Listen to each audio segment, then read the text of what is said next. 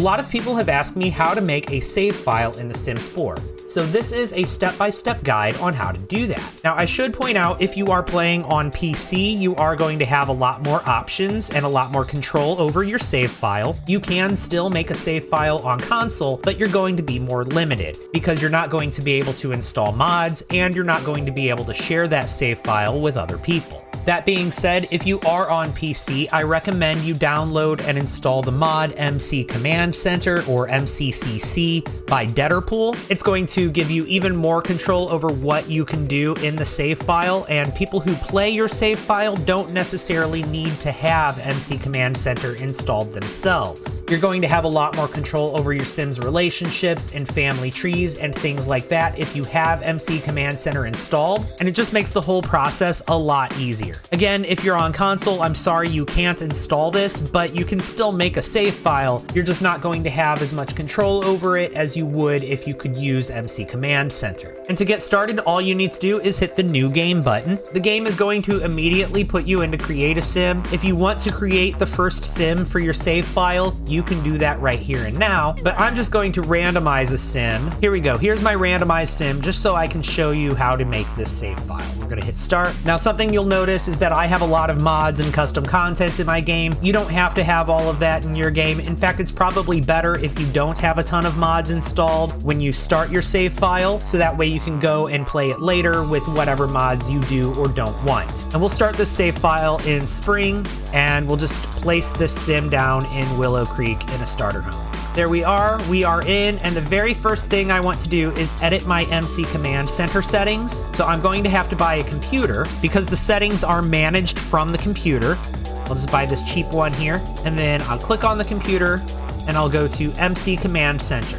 There are a few MC Command Center settings that I want to adjust before I do anything. The first thing I want to do is turn off relationship culling, which is a setting that controls when Sims forget each other. Since I'm making a save file, I don't want my Sims to ever forget each other, so we're going to go into MC Settings, Relationship Culling, and we're going to make sure Bypass Relationship Culling is checked.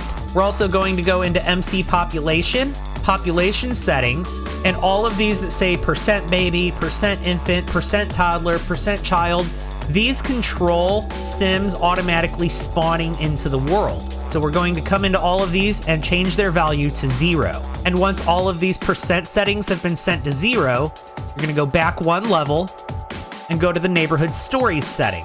And you're going to make sure you disable Neighborhood Stories here. Now that that's done, we have a few settings to adjust in the game settings. So we're going to go to the main menu and go to Game Options and go to Gameplay. Make sure that you disable Aging and make sure that you disable Animal Aging. Also make sure that you change the maximum sim count to 200. And under pack settings, if you have Eco Lifestyle installed, you might want to disable NPC voting. Save your game and then go into Manage Worlds. This will take you back to the main menu, and if you hit the button in the top left corner here, that will take you to the World Select screen. But we're only going to focus on Willow Creek for now. So when you're on this screen, if you hit the button in the bottom right corner, that will take you into Create a Sim to create a new household. I'm sure I don't have to tell you how to use Create a Sim. If you click on any house or any lot, you can edit that house. For example, clicking on this bargain bend right here allows me to come into build mode, and I can go ahead and build a house here. Or I can build a business or a community lot or really whatever. And there we go. We have a little house that I threw together in like 5 seconds. And as you can see down in the bottom left, I have an unlimited amount of money in build mode like this. And that's because no Sims live here. If I come back up to Manage Worlds, here you can see this house that I built on the bargain bend is right here. Also from the screen, if I click on a house that has a family in it, like the Goth family here, and I hit these 3 buttons right here, and then Manage Household, I get more options where I can delete the family, I can move them to another house, I can edit them and create a sim, and I can even transfer the Sims between various households. So if I wanted to delete all of the pre-made townies and only have my own Sims in my save file, I could go through each house that has a family in it and delete them. Or if I wanted to give makeovers to all of the pre-made Sims, I can come in here and go into create a sim by hitting this pencil. Another option that we have here is the gallery. If I hit this light bulb up in the top right corner, I can download sims, I can download houses, I can download community lots, whatever I want to download. Let's just pick this cute suburban home here. It's for a 20 by 15 lot. Let's place this down. We'll put it right here on this 30 by 20 across the street from the Goth family. And there it is, that cute suburban home right across the street from the Goths. And I can click on that and I can go into build mode. And from here, I can edit this house to my little heart's desire. Also on this screen, you might have noticed how this household that I started with has a green circle around their plumb bob. Meanwhile, the Goth family and the Pancakes family, they have a grayed out plumb bob. And that's the difference between a played household and an unplayed household. Because Stevens here is a played household, if I click on them and I go into build mode, I will have a starting budget for however many simoleons that household currently has. But if I click on an unplayed household, like the Pancakes for example, and I go into build mode for them, here you can see I am in free build mode and I have an unlimited budget. This is because that house is unplayed. If I were to go into live mode with this family prior to going into build mode, then I would see a budget for this household of however many simoleons they currently have. You can easily transfer sims back and forth between being played and unplayed by coming up to the top right corner and clicking on Manage Households. Here you can see there are two tabs, My Households and Other Households. Under My Households, you can see this random sim that I made, and under Other Households, these are all of the pre-made sims. Say, for example, I wanted to move the BFF household into My Households, all I would have to do is hit this little heart, and it transfers them into My Households. Vice versa, if I wanted to transfer one of my households back into Other Households and make them unplayed, all I would have to do is hit this Move into Other Households button. There's also a setting up in Manage Households that needs to be changed. If I click on Other Households, turn off this green button right here in the corner.